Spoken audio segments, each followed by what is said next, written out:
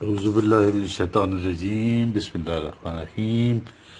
اویس دورانی عرض کر رہا ہوں جی، قرآن لیکچرز کے سلسلے میں سورہ بقرہ کی آیات ہیں 104 تا 107، اور اس کے بعد 108 سے 118، یہ دو اس پہ ہوگا قسطوں میں یہ لیکچر میرا۔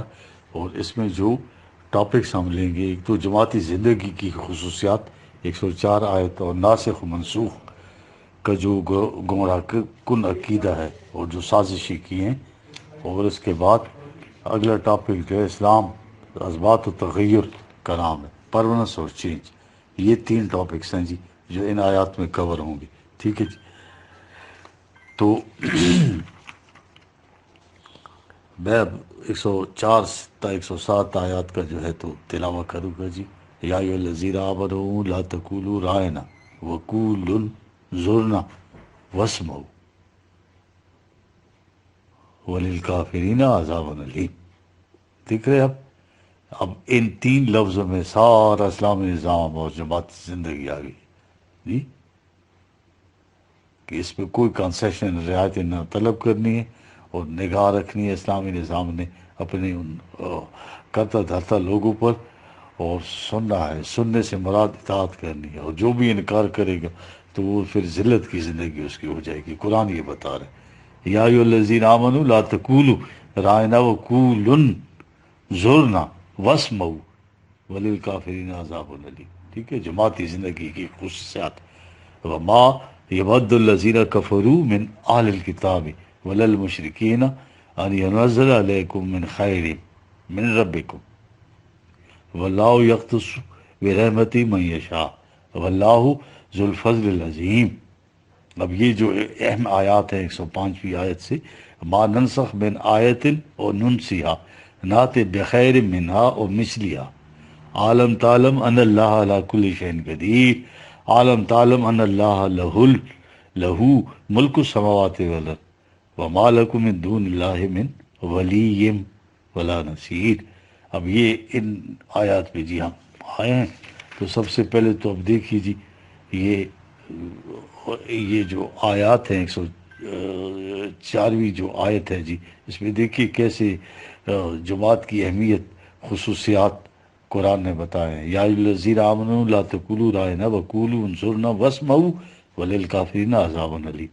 دیکھیے جی، اب یہ قرآن بتا رہا ہے جماعتی زندگی کا ایک فنڈامنٹل پرنسپل، اصول، کہ ضروری ہے کہ اس میں جو ہے تو ڈسپلن قائم رکھیں جی، جو فیصلے وہاں ان کو بگوش ہوش سنے اور ان پر عمل کرے۔ اگر قدم قدم پر یہ رعایت دیجیے، ریلیکس کیجیے اور ڈھیل دیجیے، رائنا سے یہ مراد ہے، تو اس میں جو ہے تو فیور کیجیے، ہاں، تو اس طرح تو جماعتی نظام چل ہی نہیں سکتا جی، ٹھیک ہے۔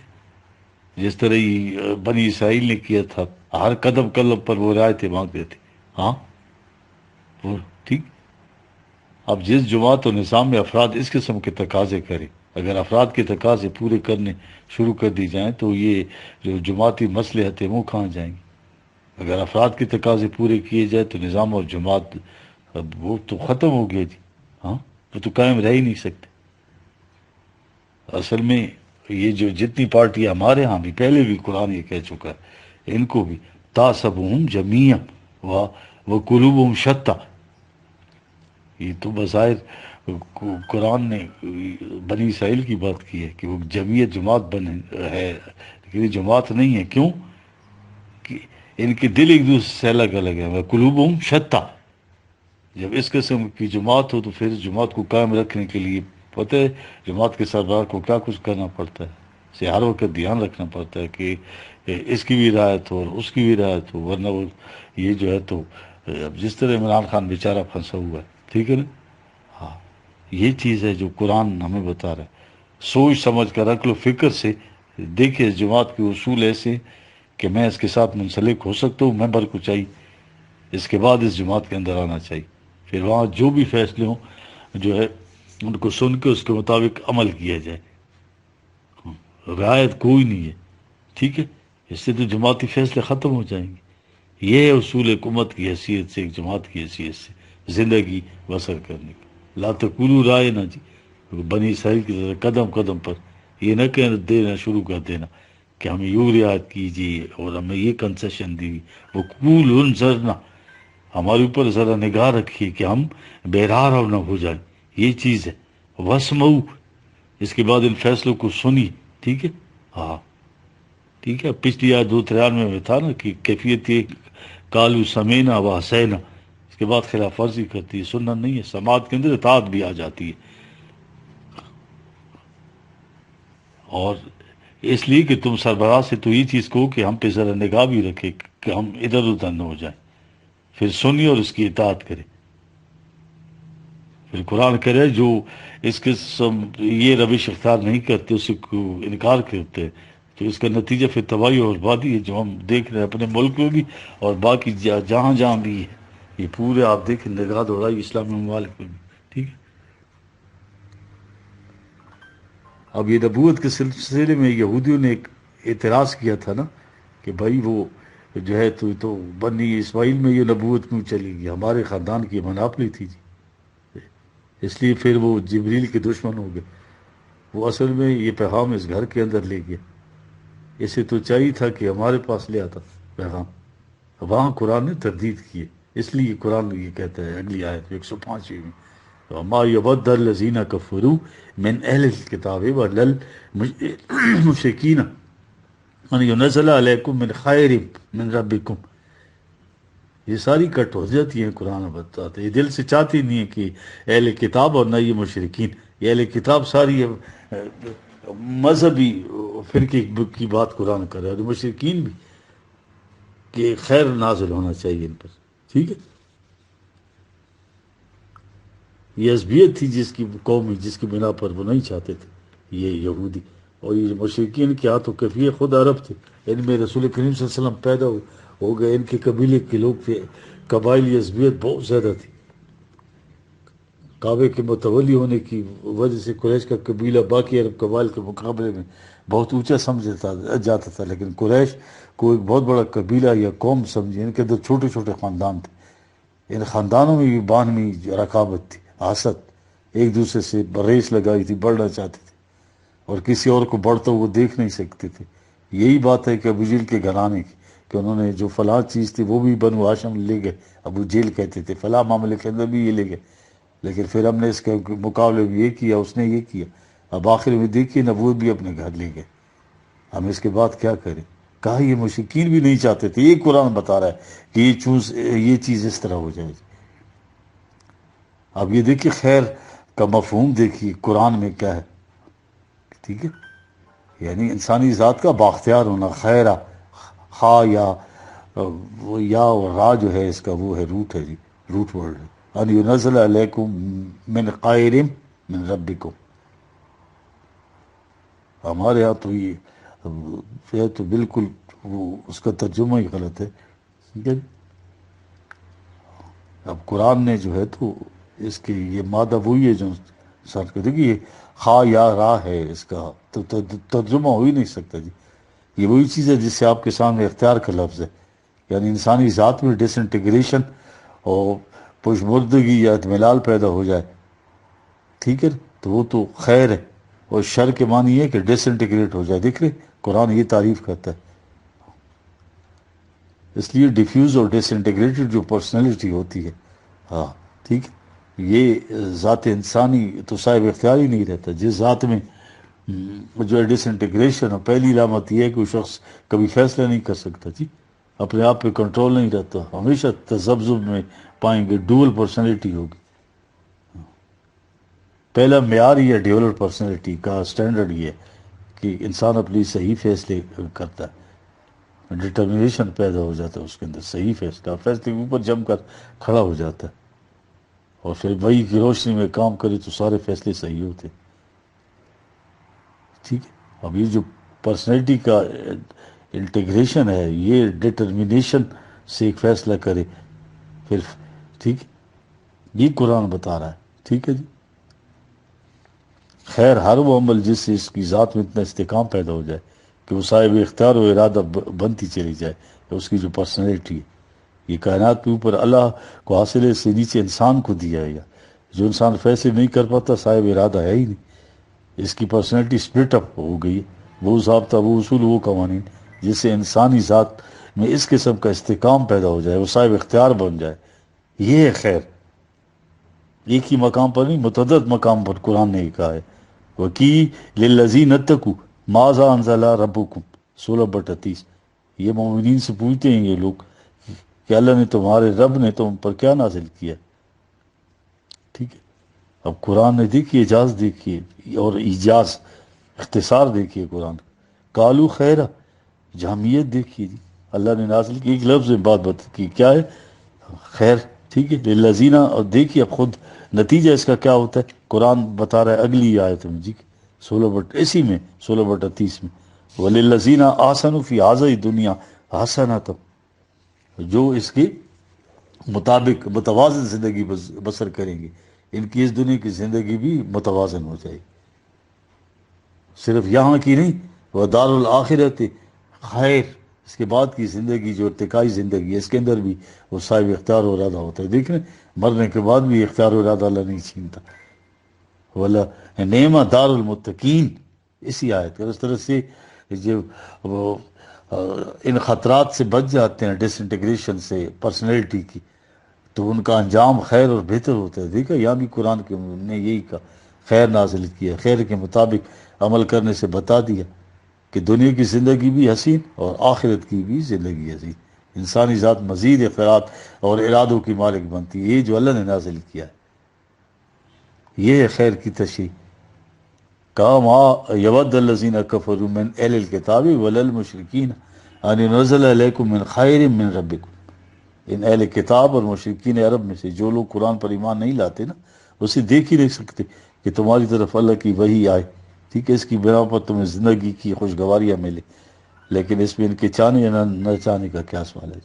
اب خیر کی وضاحت کے لیے لفظ جو ہے مودہ کا ہے قرآن نے، جو ودہ یودو، یا استعمال ما یودو، مودہ، ٹھیک ہے، یہ محبت کے مقابل میں کمپیریٹو تفضیلی درجہ جس کو کہتے ہیں مودہ ہے، جہاں سے یہ لفظ ہے مودہ تا، جی، محبت کا اگلا درجہ کمپیریٹو ڈگری ہوتا ہے۔ محبت میں صرف کشش ہوتی ہے، کسی چیز سے اس کے ہو جانے کی تمنا کرنا، یا ایسی آرزو کہ مجھے یہ چیز مل جائے، بڑا باریک سا فرق ہے۔ واللہ یختص برحمتہ من یشاء واللہ ذو الفضل العظیم، یہ چیز کی نبوت کہاں جائے گی، یہ تو لوگوں کے معیار کے مطابق نہیں طے کیا جا سکتا، اس میں قومی گروہ بندیاں، یہ تعصبات بھی نہیں ہیں بنی اسرائیل کی طرح، جو معیار تمہارے نزدیک ہے وہ معیار نہیں ہے۔ نبوت صرف جو ہے مشیت پر مبنی ہے جی، ہاں، یہ قصب ہنر میں اس میں کوئی دخل نہیں، یہ جو سلسلہ اب ختم ہو چکا ہے، نبی کا ذریعہ علم اس کی اپنی فکر نہیں ہوتی ہے، یہ ایک آبجیکٹیو ریئلٹی ہے، اس کو خارج سے علم ملتا تھا، ان ذرائع کے بغیر جو علم حاصل کرنے کے لیے قصب ہنر انسان اختیار کرتا ہے، یہ چیز تھی جسے اللہ نے اپنے مشیت پر رکھا۔ اللہ عالم حیث یجلو رسالتہ 6/125، اللہ جانتا ہے کہ کون سا سینہ ایسا ہے جو اتنے بڑے رازہائے کائنات کے اٹھانے کا معبود بن سکتا ہے، ٹھیک ہے، یہ وہ چیز نہیں ہے کہ اپنی مشیت کے طور کسی کے سر پر تاج رکھ دیا تو کیفیت ہوتی تھی، ہاں، کہ جب ولی عہد نہیں ہوتا تھا تو صبح شہر میں سب سے پہلے جو شخص داخل ہو بادشاہ بنا دیا جائے، وہ فقیر تھا، آ گیا اس کو بادشاہ بنا دی، ایسی چیزیں نہیں ہیں اللہ کے یہاں، مشیت خداوندی ہے، بہت کچھ دیکھ کر یا نبی کا انتخاب ہوتا ہے، یا لوگوں کے پیمانوں کے مطابق نہیں۔ واللہ یختص برحمتہ من یشاء، یا مشیت خالص وہ قوانین ہیں جو اعلیٰ نعمت سے متعلق ہے، وہاں اعلیٰ طے کرتا ہے کون ہے جو اس منصب کے اہل ہے، اور اسے یہ منصب دیا جاتا ہے جسے نبی بنایا جاتا تھا، اور 2 منٹ پہلے تک بھی اس کو علم نہیں ہوتا تھا کہ مجھ پہ اتنی بڑی نعمت وارد ہونے والی، لیکن یہ بھی نہیں تھا کہ یوں ہی رات چلتے کسی کو نبی بنایا جاتا، ٹھیک ہے۔ دیکھیے اب موسیٰ علیہ السلام کو بتایا کہ تمہاری پیدائش سے لے کر اس وقت تک دیکھو تمہیں کن کن کھٹالیوں میں سے گزارا گیا، اس کے بعد جا کر ثم جئت علی قدرین یا موسیٰ 20/40، تب کہیں جا کر تم ہمارے پیمانے پر پوری اترے، اور یہ چیز تمہیں دی جا رہی ہے، تمہیں اس کا علم نہیں تھا، دیکھ رہے، واللہ یختص برحمتہ من یشاء واللہ ذو الفضل العظیم، اللہ تعالیٰ اپنے قانون مشیت کے مطابق جس فرد کو چاہتا ہے وہی کے لیے چن لیتا ہے، پھر جو چاہے اس وہی کی خیر و برکت سے فائدہ اٹھا سکتا ہے۔ اس کی نعمتوں کا دسترخوان ہر شخص کے لیے کھلا ہے، جو ہاتھ بڑھا کر اٹھانا چاہے لیٹ۔ یہ ہے واللہ ذو الفضل العظیم کا مطلب۔ ٹھیک ہے، ٹھیک ہے جی۔ اب جی ایک دوسرا ٹاپک شروع کر رہے ہیں، ناسخ و منسوخ کا۔ انہوں نے پوری امت کو جو ہے صدیوں سے گمراہی میں ڈالا ہوا ہے جی۔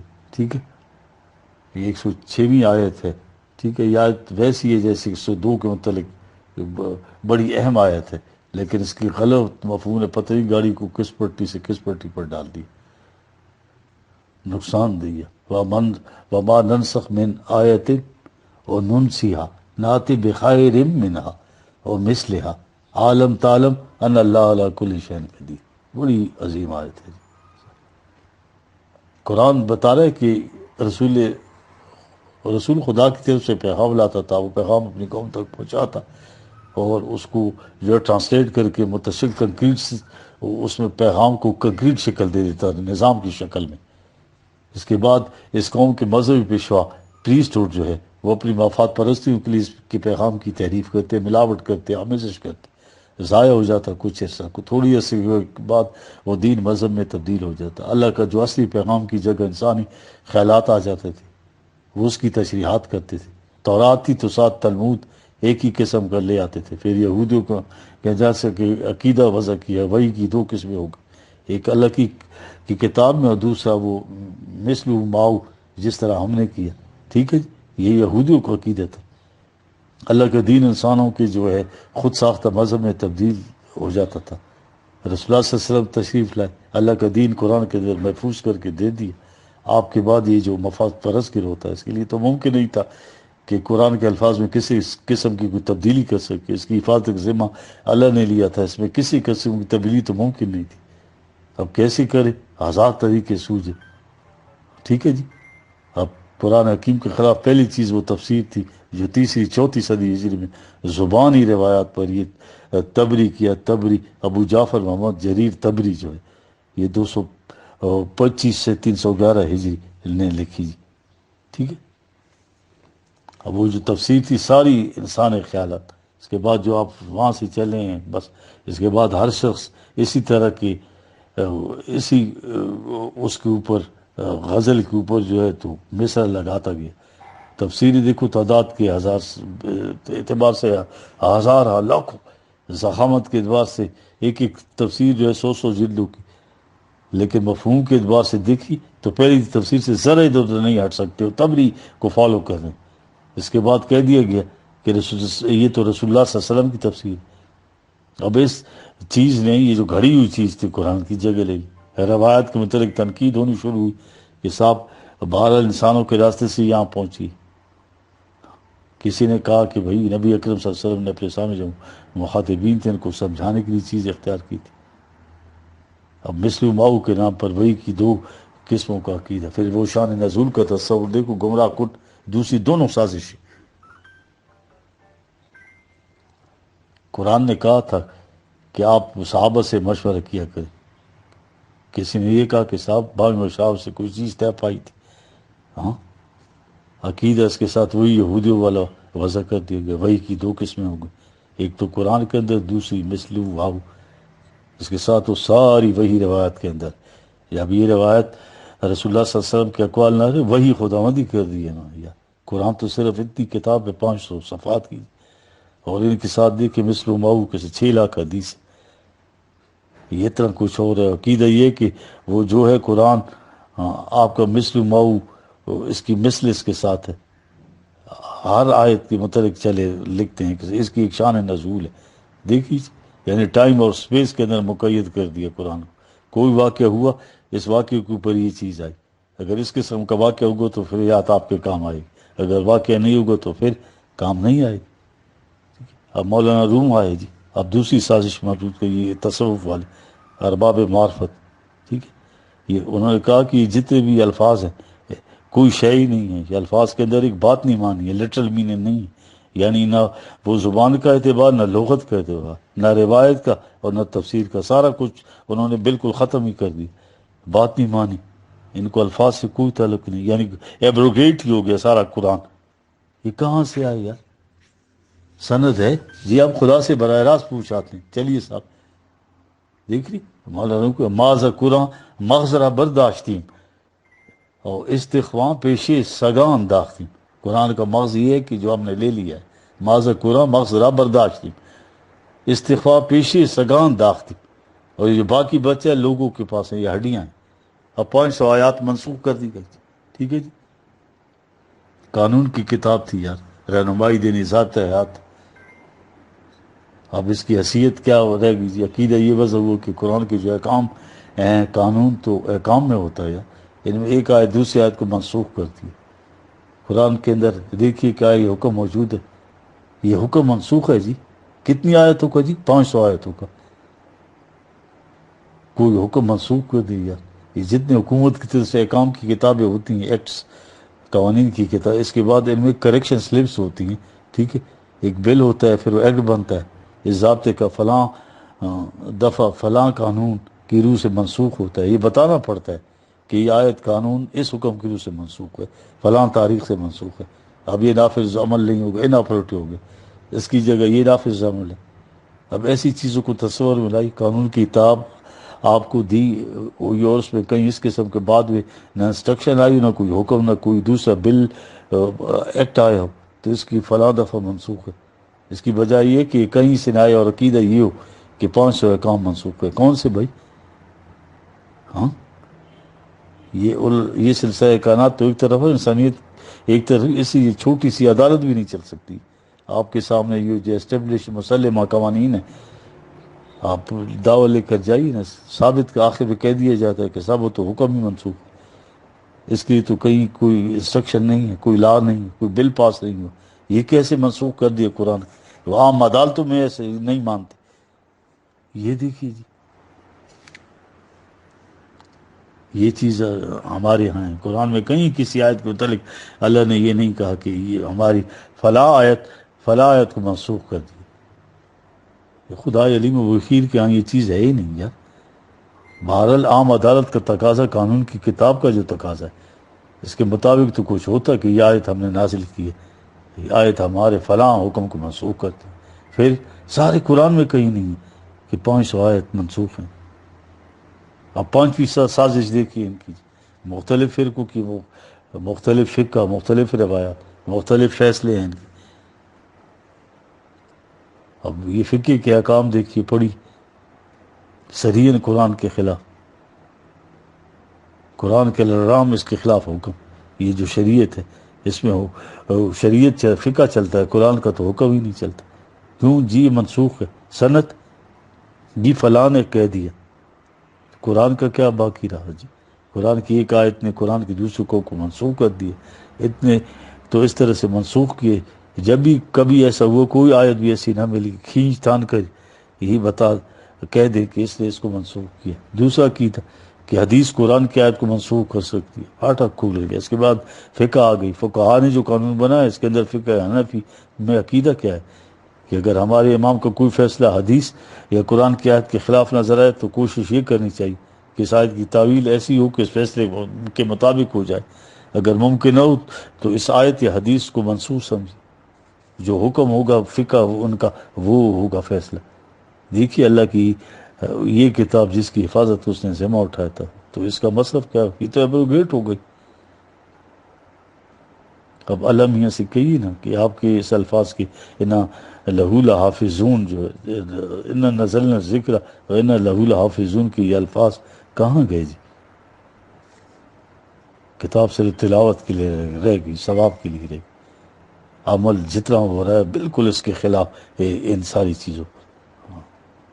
یہ قرآن آیات کی منسوخی کا سلسلہ دیکھیے. بعد میں آتے تھے بیچ میں ایسے لوگ بھی آئے جنہوں نے کہا صاحب یہ تو بڑی ذاتی ہے جس آیت کو منسوخ کہتے ہیں. قطع برید کی 500 سے کہیں 300 رہ گئی. پھر یہ سارا کچھ ہو رہا ہے ان کی مرضی کے مطابق. اصول نہیں ہے کوئی بھی.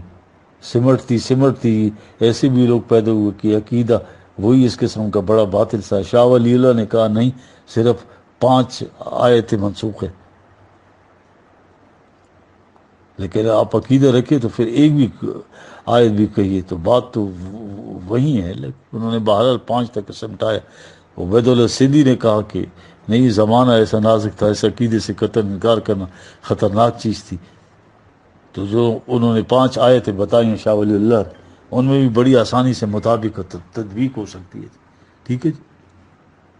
دیکھیے متزلہ کو تختہ دار پر چڑھا دی. وہ کہتے تھے یار متزلہ کا عقیدہ، جس کی بنا پر ان کو پھانسیاں دی گئی.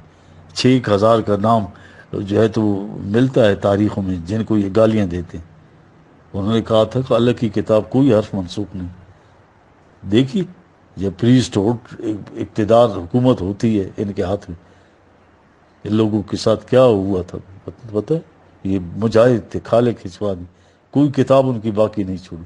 ان کا جرم کیا تھا کہ وہ کہتے تھے کہ اللہ کی کتاب ایسی نہیں ہو سکتی. جو قیامت تک کے حالات کے علم رکھنے والا اللہ ہے، ان کے ہاں حکم کی، قانون کی کیفیت انسانوں کے قانون کی طرح نہیں ہوتی ہے. انسان آج ایک قانون بناتا ہے، کل حالات بدل جاتے ہیں. انسانوں کو اس کا علم نہیں ہوتا، اس لیے اس حکم کو تبدیل کرنا پڑتا ہے. یاد رکھیے قرآن کے سلسلے میں خالق کی کائنات کی طرف سے ہر قسم کی حفاظت جو ہے کائناتی اصولوں کی طرح ٹلے. جس اللہ نے یہ کتاب دی وہ قیامت تک کے احوال سے باخبر ہے، جسے ہم فیوچر کہتے ہیں. اللہ کے لیے تو پاسٹ، پریزنٹ اور فیوچر جو ہے کوئی شے ہی نہیں. ہر کے سامنے جو زمانے کا اختلاف ہے، ٹھیک ہے، یہ کوئی شے نہیں ہے. اقبال کے الفاظ میں ایٹرنل ناؤ، ابدی زمان ہے حال. اس لیے یہ بات کرنا کہ اس نے آج ایک حکم دیا، کل حالات بدل گئے تو اس کو محسوس ہوا کہ نہیں یہ حکم صحیح نہیں، اس کو بدل دیا جائے، منسوخ کر دیا جائے، یہ بات قطعاً غلط ہے یار، قرآن کے خلاف ہے. می نسزت خدائے راجا، یہ اللہ کی شان شایان نہیں ہے. ٹھیک ہے، قرآن آیات کو منسوخ کرنے کی دلیل کی نفی دیکھیے. نماز کے لیے کھڑے ہو تو وضو کر لو، دوسری جگہ اگر پانی نہ ملے تو تیمم کر لو. دیکھ رہے اب یہ 2 احکامات ہیں. اب صورت یہ کہ پانی نہ ملے تو تیمم، پانی نہ ملنے کی صورت میں وہ جو حکم تھا نماز کے لیے پانی سے وضو کر لیا کرو. دیکھا اس وقت جو حکم ہے وہ پانی نہ ملنے کی وجہ سے قابل عمل نہیں رہا. تو اس آیت نے وضو کی آیت کو منسوخ نہیں کیا. یہ دونوں اپنی جگہ صحیح ہیں. پانی ملے تو وضو کی آیت پہ عمل کرو، پانی نہ ملے تو تیمم کی آیت پہ. اسے آپ منسوخ کہتے ہیں؟ نہیں، قطعاً نہیں. ٹھیک ہے، ہزاروں کی تعداد میں لا ہوتے ہیں قانون کی کتابوں کے اندر، یا سینکڑوں ایسے رہ جاتے ہیں جن کے اوپر عمل کرنے کی ضرورت ہی پیش نہیں آتی. کوئی واقعہ اس قسم کا ہو تو ان کے اوپر عمل ہو، اس سے وہ لا منسوخ نہیں ہو جاتا.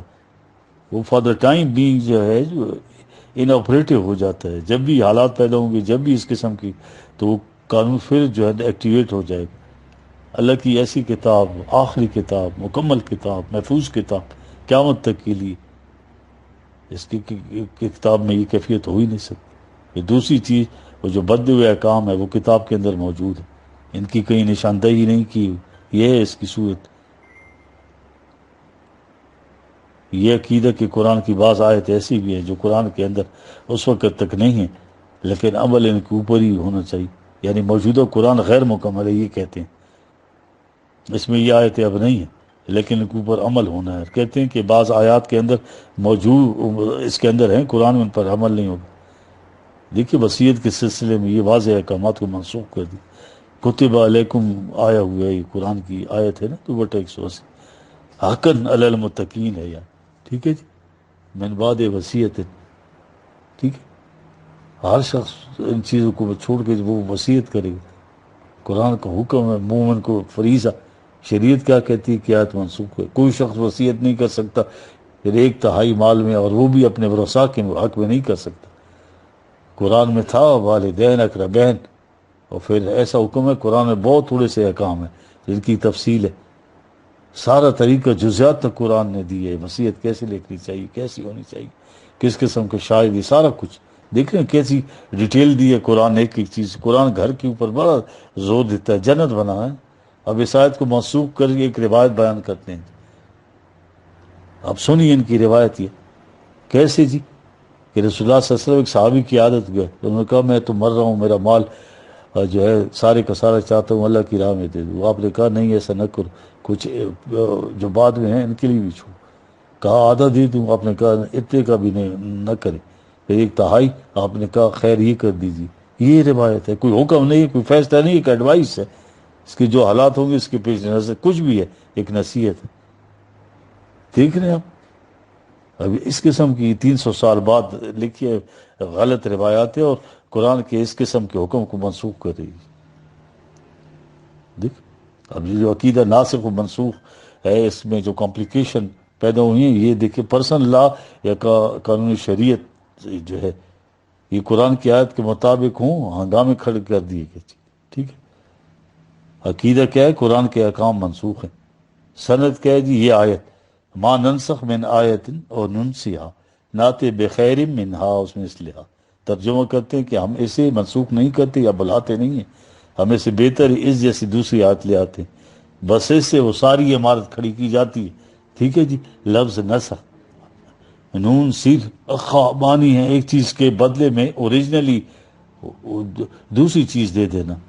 اس زمانے میں تو پریس نہیں ہوتے تھے، کتاب لکھی جاتی تھی، اس کے مطابق جب دوسری کتاب لکھتے تو وہ کتاب اس کے بدلے میں اس کے پاس آ جاتی تھی۔ یہ مینیوسکرپٹ جو ہے، نسخہ نسخہ اس سے ہے، یعنی ایک کے بدلے میں دوسری چیز استعمال میں آ گئی۔ آگے چل کے انہوں نے پھر کہا یہ پہلی چیز ہے اس کو مٹا دینا، اس کے بدلے میں دوسری چیز لے آنا۔ دیکھ رہے، دوسری چیز کو قائم مقام کر دینا۔ ابن فارس یہ مقائص اللغہ، ہاں، نسخت شمس ذلہ، آفتاب کے نئے سائے کو ہٹا دیا، اس کی جگہ روشنی لے آئے۔ ہٹانا بھی ہے اور جگہ سبسٹیٹیوٹ بھی دینا، کسی چیز میں تبدیلی کر دینا۔ ٹھیک ہے، نسخت ریح و آثار دیار، ہوا نے آبادی کی آثار، نشان و علامات کو تبدیل کر دی۔ یہ دیکھ رہے ہیں آپ، اس میں یہ قرآن بتا رہا ہے۔ بہرحال ایک چیز کو مٹا دینا، اس کے بدلے میں دوسری چیز دے دینا۔ یہ آیتیں جو ہے نا، دو بٹ کوئی قانون، کوئی جو ہے لا ہے، اس کے بدلے میں ہم دوسرا دیتے ہیں۔ ناتے بخیر منہا، اس سے بہتر قانون ہم دیتے ہیں، اور ننسیہا۔ ٹھیک ہے، اب جو آیت فراموش کر دی جاتی تھی، بھلا دی جاتی تھی، اس کی مثل دوسری چیز۔ اب قرآن کی آیت کو متعلق مانا جائے، یہاں تک تو ہو گیا ما ننسخ، جیسے خدا نے منسوخ کرنا چاہتا تھا، ایسے بہتر دوسرا حکم دے دیتا تھا، اس لیے بھی دشواری سے آ گئی جی۔ اگر ایسا کرنا تھا تو یہ بتایا جاتا نا کہ آیت فلاں آیت کو منسوخ کر رہی ہے۔ ناسخ اور منسوخ دونوں اسی سے بتاتے نا جی۔ ٹھیک ہے، اور ننسیہا جو فراموش ہو جاتی ہے، بھلا دی جاتی، پھر اس کی جگہ پھر ہم ویسی لے آتے ہیں۔ گویا اس لفظ سے قرآن کے متعلق یہ بھی عقیدہ پیدا ہو گیا کہ قرآن نازل ہوتا تھا، اس کا کچھ ایسا تھا وہ بھلا دیا جاتا تھا۔ نبی صلی اللہ علیہ وسلم موجود تھے، یہ بات کی بات نہیں ہے، گویا معاذ اللہ رسول کریم صلی اللہ علیہ وسلم بھی قرآن کی آیتوں کو بھول جاتے تھے، اس طرح سے وہ آیت بھلا دی جاتی تھی، اور اللہ اس کی مثل پھر دوسری اتارنی پڑتی تھی۔ اتنی بڑی امت میں قرآن کا اتنا بڑا انتظام، اتنے حفاظ قرآن، قرآن کی کتابت کی شہادت قرآن میں، اسے کتاب کہا گیا ہے، محفوظ کہا گیا ہے۔ اس کی یہ صورت ہوتی تھی، قرآن نازل ہوتا تھا، کچھ عرصے بعد بھول جاتے تھے، آیات فراموش کر دی جاتی تھی، پھر اللہ اس قسم کی آیات نازل کرتا تھا۔ یہ ہے جو انہوں نے کہا ہوا ہے، بنایا ہوا ہے ساری کہانی، حالانکہ قرآن کی آیت کی بات ہی نہیں ہے یار، یہ تو یہودیوں سے کہا جا رہا ہے جی۔ یا آگے سارا میں ایکسپلین کروں گا آپ کو جی۔ اب جس کانٹیکس میں بات ہو رہی، یہودیوں کی طرف سے اعتراض ہے کہ یہ یہاں نبوت کیوں آئی، اس کو کیوں بنی اسماعیل میں سے یہ نبی آیا۔ یہ اگر آپ اللہ کی طرف سے رسول ہیں تو جس اللہ کی طرف سے انبیاء بنی اسرائیل آیا کرتے تھے، موسیٰ رسول تھے، عیسیٰ تھے، وہ اللہ کی طرف سے یہ چیزیں لائے تھے۔ یہ جو چیزیں آپ دے رہے ہیں، پیش کر رہے ہیں، اگر اللہ کی طرف سے ہے تو اس میں جو فلاں فلاں احکام ہیں وہ ان احکام کے خلاف ہیں جو ہماری ان کتابوں کے اندر ہے۔ اگر یہ اسی اللہ کی طرف سے ہے تو یہ تضاد کیوں ہے؟ اگر اس اللہ کی طرف سے ہے تو وہ وہی ہونے چاہیے۔ یہ تھا ان کے اعتراض یار، یہ آیت یہ ان کے اس اعتراض کا جواب ہے۔ بتایا جا رہا ہے کہ وحی کا سلسلہ یوں چلا آ رہا ہے کہ رسول کو وحی دی جاتی تھی، اس میں انداز یہ تھا کہ انسانیت جو ہے امیچور تھی، اپنے بچپن سے آہستہ آہستہ ترقی کرتی ہوئی ارتقائی منازل مینٹل جو طے کرتی ہوئی بچپن سے جوانی تک آ رہی تھی۔ اصول تو وہی دیے جاتے تھے جو اب دیے، لیکن اصولوں کی جو جزیات ہیں وہ ایسی دی جاتی تھی جو زمانے کے ان تقاضوں کو پورا کرتی تھی۔ یہ سن لیجئے، جس سطح پر ابھی انسانیت یا وہ قوم تھی، اس زمانہ میں تو ابھی کیفیت یہ تھی کہ سلسلے رسل و رسائل بسی نہیں تھا، ایک ایک قریے میں رسول آتا، ایک ایک بستی میں، ایک ایک قوم میں. یار اس دور میں جو اولین مخاطب تھے، جس حالت کے وہ اندر تھے، اس کے مطابق ان اصولوں کی جو جزیات تھیں، ڈیٹیلز بائی لاس، وہ بھی اللہ کی طرف سے دی جاتی تھی. یہ یاد رکھیے، وہ ان کے مطابق ہوتی تھی. اس رسول کے چلے جانے کے بعد ان کے اندر انسانی تعریفات ہوتی تھی، آمیزش ہوتی تھی. پھر اس کا عبد ایک اور رسول آتا تھا، آ کے کرتا کیا تھا. اس دور میں انسانیت، وہ قوم، وہ ملک من حیث الکل ترقی کر کے اور آگے آ گئی ہوتی ہے. تو وہ اس جو زمانے کے تقاضے کے مطابق جو بائی لاس جو زیادہ دی گئی ہوتی، ان کی جگہ نعت بخیر منہا، ان سے بہتر احکام تھے وہ دیے جاتے تھے. وہ جو اصلی ابدی قوانین باقی رہنے تھے، جنہیں فراموش کر دیتے تھے، جن میں آمیزش ہو جاتی تھی، اور جو اپنی جگہ پہ باقی نہیں رہتے تھے، ترک کر دیے جاتے تھے، پس پوش ڈال دیا جاتا تھا. نسیہ کہ یہ معنی ہے سارے. تو اس نئے رسول کی معرفت وہ دیے جاتے تھے. اب اس نئے رسول کی طرف سے جو وہی ملتی تھی، دو صورتیں تھی. یہ یاد رکھیے، ایک وہ جو وقتی جزیات تھی، بائی لاس تھے، شریعت جن کو کہتے ہیں، منسک جن کو کہتے ہیں، جو اللہ نے اب خود طے کیا تھا کہ یہ زمانے کے لیے نہیں ہے، ان کی جگہ ان سے بہتر اور جزیات مل جاتی نئے زمانے کے تقاضوں کے مطابق. دوسری چیز کیا تھی؟ جو ابدی قوانین تھی، وہ اصول ہوتے، باؤنڈری، دل کا حدود اللہ قرآن جن کو کہتا ہے، جن کو اسی طرح سے باقی رکھنا مقصود تھا. یہ دست برد زمانے سے محفوظ نہ رہے، یا انسانی وسواس کاریوں کی وجہ سے محفوظ نہ رہ سکے، ان کو اس طرح سے ریپلیس کر دیا جاتا. اس نئے رسول کی شریعت یا نئے رسول کا ضابطۂ قانون یا وہی بن جاتا تھا. یہ سلسلہ اس طرح آگے بڑھتا چلا آ رہا تھا. یہ بتایا جا رہا ہے یہودیوں کو. جی طریقہ یہ تھا یار، یہ قرآن سے یہ چیز، فکری استباد سے یہ چیز قرآن کے اندر موجود ہے. دیکھیے اب قرآن رسول اللہ صلی اللہ علیہ وسلم کی رسالت سے پہلے ایک آیت ہے، ہوتا کیا تھا؟ وَمَا أَرْسَلْنَا مِن قَبْلِكَ مِن رَسُولٍ وَلَا نَبِيٍّ، یہ 22/52. تو اس سے پہلے رسول، ہم نے جو نبی اور رسول بھیجے، ان کے ساتھ بھی یہی ہوتا رہا. إِلَّا إِذَا تَمَنَّا أَلْقَى الشَّيْطَانُ فِي أُمْنِيَّتِهِ. ٹھیک ہے، جو کچھ وہ تلاوت کر کے جاتا تھا، جو کچھ وہ نافذ کر کے جاتا تھا، جو کچھ وہ چھوڑ جاتا تھا، یہ جو سپریز ٹوٹے شیاطین، یہ اس کے اندر ملاوٹ کر دیتے تھے. یہ جتنے باطل کے آبار و ربان ہیں، مفاد پرست گروہ، یہ لیڈرز، انہیں قرآن نے شیاطین کہا ہے. یہ ملاوٹ کر دیتے تھے، اپنی طرف سے کچھ ملا دیتے تھے. اب دیکھیے وہی الفاظ ہے، فَيَنْسَخُ اللَّهُ مَا يُلْقِي الشَّيْطَانُ. اللہ دوسری وحی سے ان چیزوں کو منسوخ کر دیتا تھا. اس کے اندر ملاوٹ کی جائے، منسوخ کر کے پھر کرتا کیا تھا؟ سما یحکم اللہ آیاتہ، یہ 22/52. وہ جو آیات تھی جن کو رکھنا مقصود ہوتا، وہ ان کو مستحکم کر دیتا، اس لیے کہ واللہ علیم حکیم، وہ علم و حکمت والا ہے، علم والا ہے. اسے معلوم ہے کہ ان لوگوں نے کیا اصل میں کیا تھا اور بعد میں کیا کر دیں. حکمت ہے اس میں. اسے معلوم تھا کہ کس زمانے کے تقاضوں کے مطابق کون سی چیز رکھنی مقصود تھی، اب کون سی بدلنی مقصود تھی. ٹھیک ہے، کہا یہی چیز تھی جو ہوتی چلی آ رہی تھی. یعنی ایک حکم کی جگہ دوسرا حکم بدل دیا جاتا تھا، دوسرا حکم دے دیا جاتا تھا. یہ شیطان کی طرف سے جو آمیزش، ان کو کیسے مٹایا جاتا تھا یہ بتایا قرآن. اب دوسری چیز ابھی باقی ہے، اس کی مثل ہم دے دیتے تھے.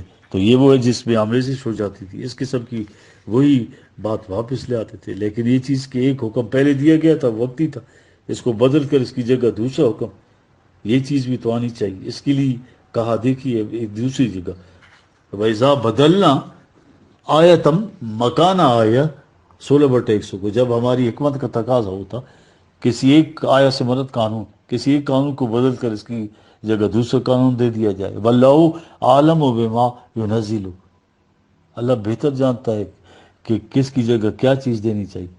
جب ہم یہ کرتے ہیں تو قالو انما انت مفتر، کہ نبی سے کہتے تھے کہ بھائی یہ تو افترا باز ہے، تو نے گھڑا ہوا ہے. یہ وہاں تو ہمارے ہاں تو یہ حکم تھا، اور یہ جگہ تو یہ حکم لے. اگر تو اللہ کا رسول ہوتا تو وہی حکم کیوں جو یہاں ہمارے پاس ہے. نظر آتا ہے کہ سب کچھ تو اپنی طرف سے فیبریکیٹ کر رہا ہے اور نام اللہ کا لے رہا ہے. اللہ یہ کہہ رہے ہیں ہم جانتے ہیں وَلَوْ عَالَمُ بِمَا يُنَزِّلُ. وہ ایک وقتی حکم تھا، اس کی بدل میں دوسرا جو حکم ہے دے دیا گیا.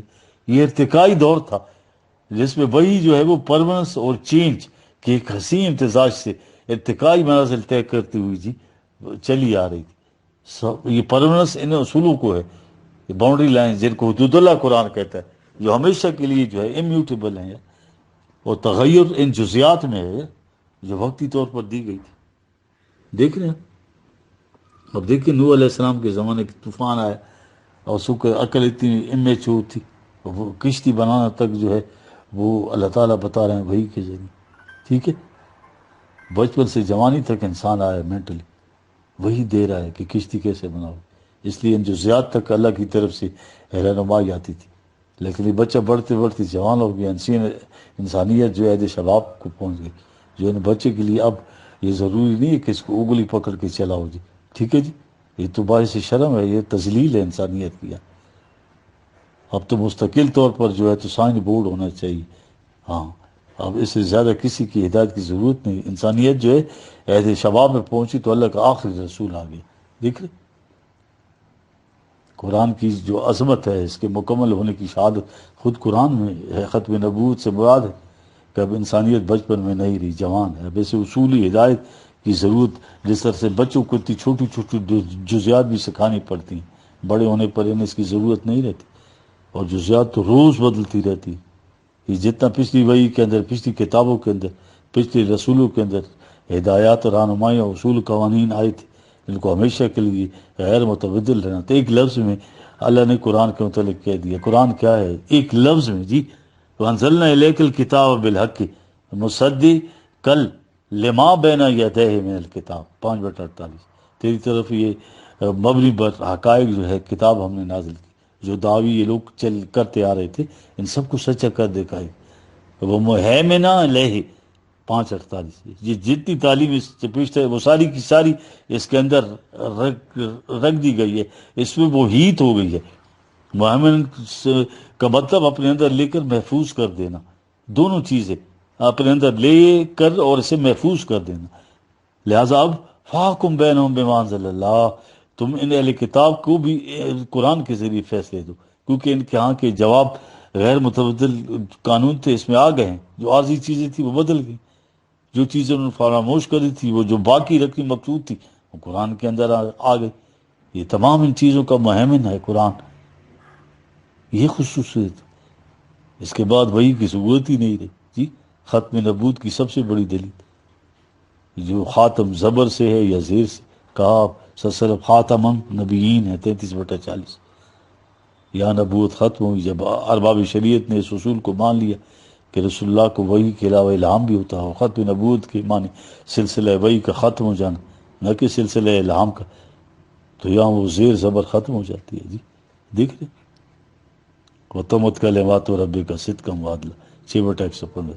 اللہ کی بات اس صدق و عدل کے ساتھ مکمل ہو گئی. یہاں خیال ہو سکتا ہے شاید یہ بات عہد رسالت میں ہی صدق و عدل کے ساتھ مکمل ہو گئی. یہ زمانے کی بات ہے، یہ اس دور میں مکمل بھی ہو گئی. ٹھیک بات ہے، لیکن آگے تبدیلی کی ضرورت پیش آئے گی.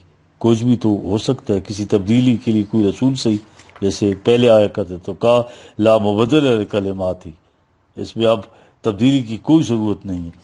مکمل قیامت تک کے لیے غیر متبدل کتاب ہے.